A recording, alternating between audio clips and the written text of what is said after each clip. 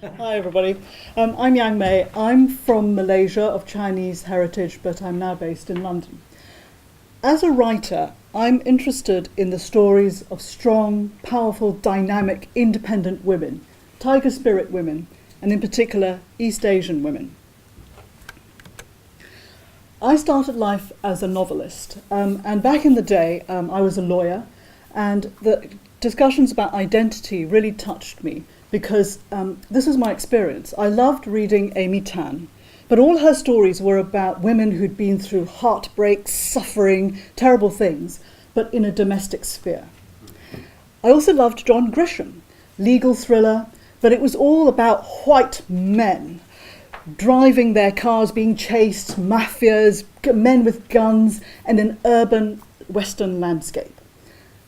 I was a lawyer. Where were the books and the stories about a woman like me? East Asian, lawyer, dynamic, all that sort of stuff.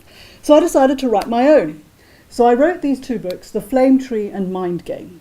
They were snapped up by Hodder and Stoughton. They're now reissued by Monsoon Books. In the two novels, the heroine is an East Asian, Malaysian Chinese woman, and there are men with guns, there are gangsters, there are car chasers, there's a James Bond ending in Mind Game, and it's set in the modern urban landscape of Kuala Lumpur, which is where I'm from, because, you know, we don't all live in little villages, do we? And what was interesting was when it was published by Hodder, the publisher tried to get it into all the different bookshops, and a major railway station bookshop would not take it because they said, it's not Amy Tan, it's not John Grisham. Where do we put it? So they couldn't put it in a box. So I think, you know, all this talk about identity and seeing ourselves represented, we've come a long way since then, but I think we still have a long way to go. So my most recent project is Bound Feet Blues, A Life Told in Shoes. Now, I'm not a trained actor. I have no theatre background. So I was just playing around with doing a bit of storytelling. And thanks to Hai Ching and his team back in 2014, they were scouting for shows for the new Southeast Asian Arts Festival 2014. And in the audience of my Scratch Night was Annie Kwan, Hai Ching's colleague at the time. And she came up to me, and at that time I was working on a half-finished script. I had no director. I didn't really know what I was doing, but I just told the story. And Annie came up to me and said, "We want you in the Southeast Asian Arts Festival." And when someone asks you this question, even though I had no theatre background, I just said, "Oh yes, of course, of course." And inside I was going, "Oh my God, how do I do this?" But through a series of events, I found a director, and we were able to put on a one-night showcase at the Southeast Asian Arts Festival 2014.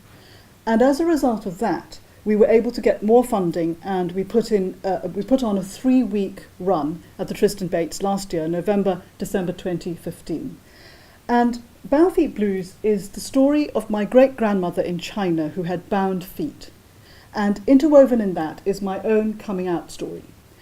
And for me, my great-grandmother was a tiger spirit woman because she had bound feet, but she was married into this family where they treated her really, really badly. They bullied her, made her work in the fields, and she ran away.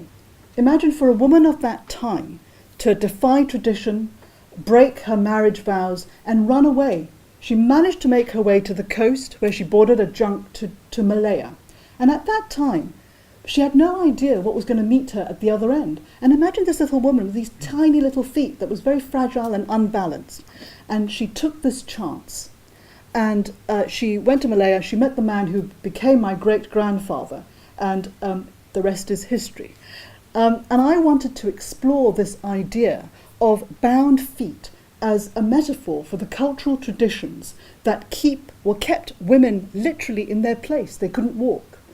And how we can use that as a metaphor to explore the cultural landscape in modern times around high heels and traditions that keep women nowadays bound in their place. And I guess you could extend that metaphor to think about the cultural landscape around identity, East Asian stereotypes, and so on. So for me, this was a really exciting journey to have been able to become a theatre performer thanks to Hai Ching and his team. So here is Team Boundfeet Blues, just to give you a sense of who was behind that, putting me a solo performer on stage. And I'm very excited to have been working with a whole bunch of tiger women, with a mix of East Asians and non-East Asians. And so this led me on to my current project, which is called Butterfly in Blue Jeans.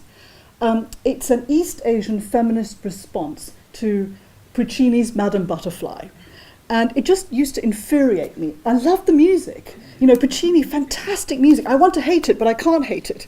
But the reason I hate it is because this image of the East Asian woman who is docile and submissive and passive and pathetic and kills herself for the love of a white man, goodness me. You know, it's infuriating. I mean, I've been out with white guys before, they're lovely, but, you know, it's just this, it's created this image of this pathetic East Asian woman, which has a repercussion for us in our modern lives because people see us, women, East Asian women, in a particular way because of these kinds of stereotypes. And I want to tackle in this new play that we're working on the idea of yellow face, this lovely Western woman with her slitty eyes, and also this concept of Orientalism, where the East is evoked as exotic, submissive, sexy, sensual, and how that plays into our modern ideas about East and West. So it's a play, and you can find out more at the website there. And this is Team Butterfly. I'm going to be writing it, and the lead actor will be Julie Cheong-in-hin, because I decided as a non-professional actor it was really too exhausting to be on the stage, so I'd rather somebody else do it. And we have Paper Gang helping us, producer, and fantastically exciting tiger spirit women, except Simon, who is an honorary woman. So if we can get funding, it would be really exciting. If we can get funding, we would go to hopefully produce a staged reading at Crossdrifts 2017 as the end of phase 1. That hopefully will then lead to phase 2, which will be a full production of the play. So this is me. If you want to keep in contact, please take a photo, and it would be great to chat with everybody afterwards, and also keep in touch. Thank you very much.